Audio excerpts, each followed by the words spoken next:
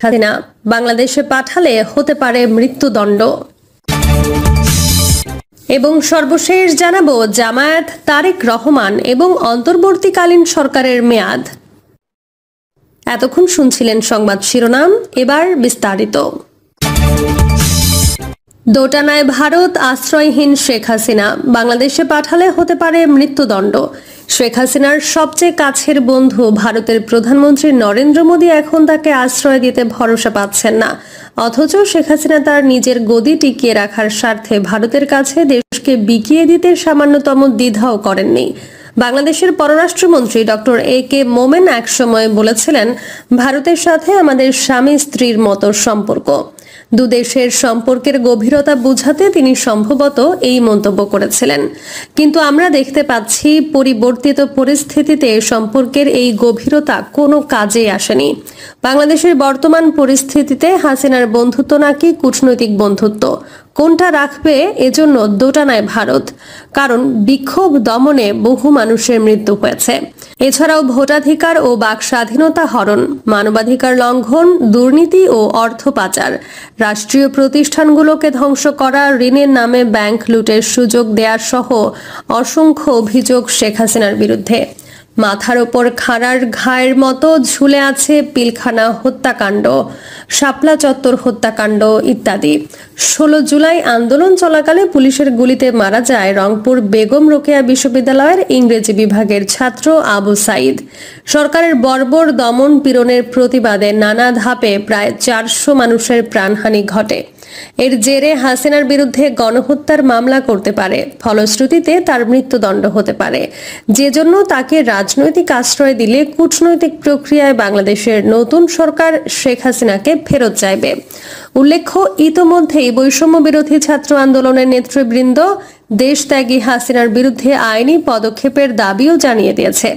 সেক্ষেত্রে হাসিনার বিষয়ে ভারতের অবস্থান হবে শ্যাম রাখি না কুল রাখি। ফলে নয়াদিল্লিতে হাসিনা আদৌ থাকতে পারবেন কিনা তা নিয়েও ঘোরতর সন্দেহ রয়েছে।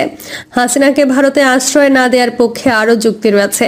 তা হলো পরিকাঠামো এবং অন্যান্য ক্ষেত্রে প্রচুর ভারতীয় বিনিয়োগ রয়েছে বাংলাদেশে। যে সরকারি ক্ষমতায় আসুক বা যারাই দেশ চালাক, ভারতকে নিজের স্বার্থে তাদের সঙ্গে সুসম্পর্ক বজায় রেখে চলতে হবে। এক্ষেত্রে হাসিনার জন্য কোনোভাবেই যেন কোনো প্রতিবন্ধকতা সৃষ্টি না হয়, সেটাও মাথায় রাখতে হচ্ছে মোদীকে। জামায়াত, তারেক রহমান এবং অন্তর্বর্তীকালীন সরকারের মেয়াদ। বাংলাদেশে আওয়ামী লীগ সরকারের পতনের পর এতদিন সরকার বিরোধী আন্দোলন করে আসা দলগুলো এখন নতুন পরিস্থিতির মুখোমুখি। নেতাকর্মীরা একে বর্ণনা করেছেন সুসময় হিসেবে।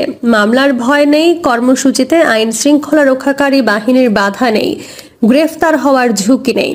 ফলে দলগুলো এখন নতুন উদ্যমে রাজনীতির মাঠে নেমেছে। বিএনপি চেষ্টা করছে দেশব্যাপী দল গুছিয়ে নির্বাচনের জন্য নেতাকর্মীদের প্রস্তুত করতে। ইতোমধ্যে স্থায়ী কমিটিতে নতুন মুখ হিসেবে স্থান পেয়েছেন দলের vice chairman major Hafiz Uddin Ahmed এবং অধ্যাপক ডক্টর এ.জেড.এম. জাহিদ হোসেন। অন্যদিকে জামায়াত চেষ্টা করছে ছাত্র আন্দোলনে আহত নিহতদের পাশে দাঁড়ানোর মতো কর্মসূচি দিয়ে জনসম্পৃক্ততা বাড়াতে। একই সঙ্গে অন্তর্বর্তীকালীন সরকার এবং নির্বাচন নিয়েও নিজস্ব মতামত আছে দলগুলোর। এক্ষেত্রে রাষ্ট্র সংস্কার এবং নির্বাচনের প্রস্তুতির জন্য অন্তর্বর্তীকালীন সরকারকে বিএনপি ও জামায়াতে ইসলামী যৌক্তিক সময় দেওয়ার কথা বলছে। তবে গণতন্ত্র মঞ্চের অন্যতম শীর্ষ নেতা ও বিপ্লবী ওয়ার্কার্স পার্টির সাধারণ সম্পাদক সাইফুল হক বলেছেন, অন্তর্বর্তীকালীন সরকার কতদিনে কি কি সংস্কার করবে তার একটা রূপরেখা খুব দ্রুতই দেওয়া উচিত। কিন্তু রাজনৈতিক দলগুলো সরকারের কাছে আসলে কি চায়? নির্বাচনের জন্য দলকে তৈরি করতে চায় বিএনপি। আওয়ামী লীগ সরকারের পতনের পর ঢাকার রাজপথে প্রথম বড় ধরনের যে শোডাউন হয় সেটা করে বিএনপি। সরকার পতনের একদিন পর নয়াপল্টনে মহাসমাবেশে অংশ নেন দলটির হাজার হাজার নেতাকর্মী। তবে এরপরে আর বড় কোনো কর্মসূচিতে যায়নি দলটি, বরং অঙ্গ সংগঠনগুলোর বিভিন্ন অনুষ্ঠান দলটির প্রতিষ্ঠাতা জিয়াউর রহমানের মাজারের নেতাকর্মীদের ফুল দিয়ে শ্রদ্ধা জানানো এবং আন্দোলনে আহত নিহতদের দেখতে যাওয়ার মতো রুটিন কার্যক্রমের মধ্যেই সীমাবদ্ধ দেখা গেছে বিএনপির রাজনৈতিক কার্যক্রম। এর মধ্যে স্থায়ী কমিটি সহ বিভিন্ন কমিটিতে কিছু রদবদল হয়েছে। দলটির কারাবন্দী বহু নেতা কারামুক্ত হয়েছেন এবং হচ্ছেন। নেতাকর্মীদের নামে থাকা মামলা কিভাবে প্রত্যাহার হবে সে বিষয়েও প্রস্তুতি নিচ্ছে বিএনপি।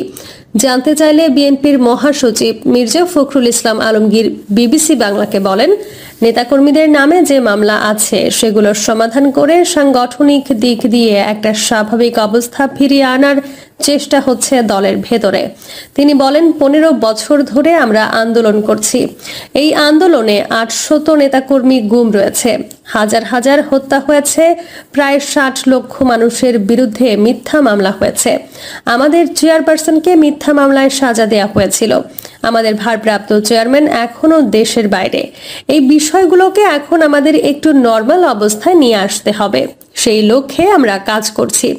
দলের ভারপ্রাপ্ত চেয়ারম্যান তারেক রহমানের মামলাগুলো আইনিভাবে মোকাবেলা করেই আমরা তাকে ফেরাতে পারবো বলে আশাবাদী।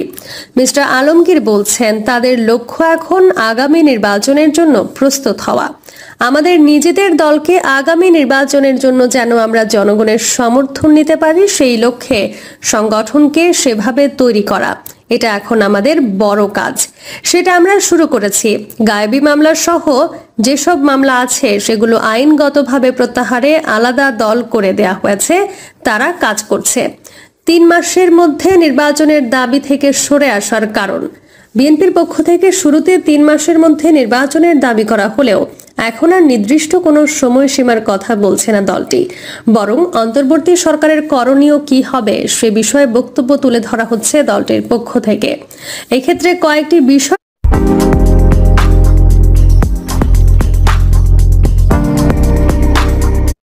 সামনে আনছে বিএনপি। 1. নির্বাচন কমিশন পুনর্গঠন। 2. প্রশাসন ও পুলিশ বাহিনীর সংস্কার। 3.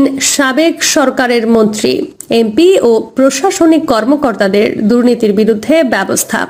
4. অর্থনীতিতে স্থিতিশীলতা আনা। বিএনপি বলছে এসব বিষয়ে সরকারকে দ্রুত কাজ করতে হবে। মহাসচিব মির্জা ফখরুল ইসলাম আলমগীর বলছেন, আমরা প্রথমে বলেছিলাম 3 মাসের মধ্যে নির্বাচন হবে, কিন্তু পরে যখন আমরা বাস্তবতা লক্ষ্য করেছি যে 3 মাসে সম্ভব নয়, তাদেরকে অবশ্যই কিছু সময় দেয়া দরকার। এখানে আমরা কোনো সময়সীমা বেঁধে দেওয়ার কথা বলছি না, একটা যৌক্তিক সময় অবশ্যই তাদের দিতে হবে এসব কাজ করবার জন্য।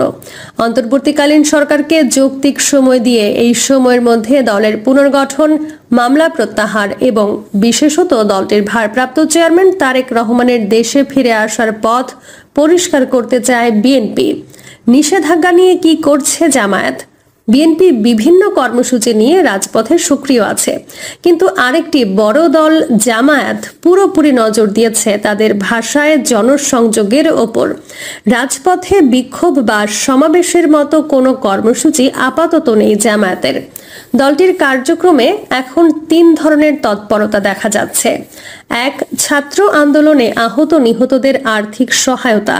প্রতিদিনই দলটির নেতারা কোনো না কোনো হাসপাতালে গিয়ে আহতদের খোঁজ খবর এবং আর্থিক সহায়তা করছেন।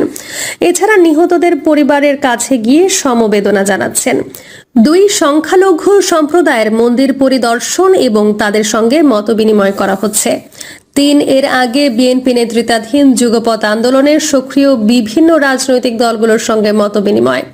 দলটির জন্য অবশ্য অন্তর্বর্তীকালীন সরকারের সঙ্গে রাষ্ট্রীয় বৈঠক থেকে শুরু করে প্রকাশ্যে এই ধরনের সাংগঠনিক কার্যক্রম গত 16 বছরের প্রেক্ষাপটে নতুন অভিজ্ঞতা। যদিও কাগজে কলমে দলটি এখনও রাজনীতিতে নিষিদ্ধ, জামায়াত এখন চেষ্টা করছে এই নিষেধাজ্ঞা প্রত্যাহারের, কিন্তু সেটা কিভাবে হবে জানতে চাইলে জামায়াতে ইসলামের আমির শফিকুর রহমান বিবিসি বাংলাকে বলেন, নিষেধাজ্ঞা নিয়ে তারা বিচলিত নন, বরং নির্বাহী আদেশেই নিষেধাজ্ঞার প্রত্যাহার চান তারা।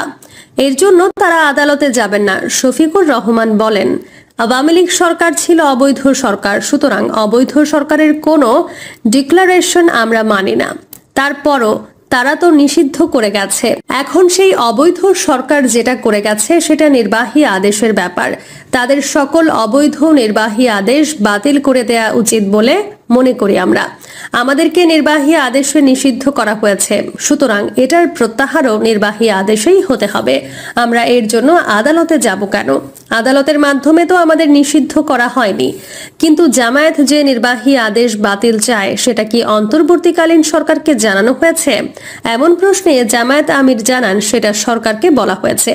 কিন্তু জবাবে সরকারের পক্ষ থেকে কি বলা হয়েছে এমন প্রশ্নে মিস্টার রহমান বিস্তারিত কিছু বলতে চাননি। আমরা এখন তাদের অ্যাকশন দেখতে চাচ্ছি। তারা যেটাই বলুন, আমরা অ্যাকশনে দেখতে চাচ্ছি।